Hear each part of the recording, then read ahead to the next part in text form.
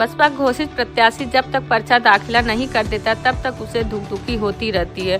Baspa supremo सुश्री मायावती का अब तक का इतिहास भी रहा कि वह कभी भी किसी का टिकट काट कर किसी को थमा सकती हैं। उनके टिकट का मानक भी धन से तय होता है।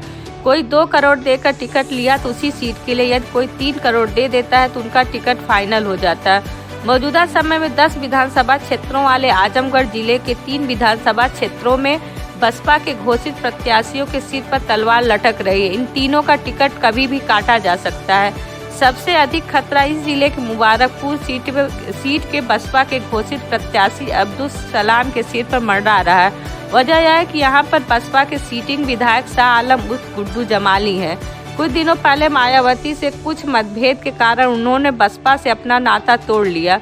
बसपा सुप्रीमो सुश्री मायावती को लिखे गए अपने इस्तीफे में उन्होंने कहा कि जब बहन जी को उन पर भरोसा नहीं रहा तो उनके बसपा में बने रहने का कोई मतलब नहीं है। फिलहाल जमाली ने बसपा सुप्रीमो पर कोई आरोप प्रत्यारोप नहीं लगाया था।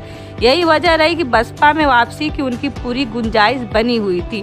बसपा से इस्तीफा देने के बाद जमाली सपा के टिकट की लाइन में लग गए थे। वहां बात नहीं बन पाई और सपा सुप्रीमो अखिलेश यादव ने मुबारकपुर से अपने नामरासी पार्टी के पूर्व जिला अध्यक्ष अखिलेश यादव को उम्मीदवारी दे दी। ऐसी स्थिति में अब जमाली फिर बसपा से टिकट की लाइन में लग गए हैं। वह बड़े बिल्डर हैं और बसपा सुप्रीमो को मुंहमांगी रकम देने में सक्षम है। ऐसे में यह माना जा रहा है कि यहाँ पर किसी भी समय उम्मीदवारी बदली जा सकती है। इसी तरह की स्थितियां निजामाबाद विधानसभा क्षेत्र में भी है। यहाँ पर पहले पूर्व एमएलसी कैलाश यादव को बसपा की ओर से उम्मीदवारी दी गई थी। यहाँ से भाजपा के टिकट की लाइन में मजबूती के साथ डॉक्टर पीयूष यादव लगे हुए थे। भाजपा ने यहाँ पर प्रदेश सरकार के पूर्व मंत्री अंगद यादव के भतीजे मनोज यादव को टिकट दे दिया।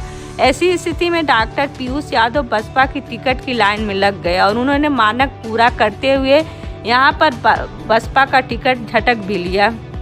फिलहाल अभी तक बसपा की ओर से डॉक्टर पीयूष के उम्मीदवारी की अधिकृत तौर पर घोषणा नहीं की गई है। इसी बीच कई लोग बसपा सुप्रीमो को मुंहमांगी रकम देकर निजामाबाद से बसपा का टिकट लेने के लिए लग गए हैं। ऐसे में यह माना जा रहा है कि यहाँ पर फिर बसपा अपना टिकट किसी भी समय बदल सकती है।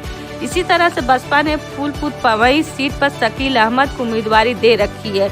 यहाँ पर बसपा का टिकट लेने के लिए हिटलर मजबूती के साथ लाइन में लग गए। हिटलर धनबली भी हैं। ऐसे में यह माना जा रहा है कि यहाँ भी बसपा का टिकट किसी भी समय बदला जा सकता है।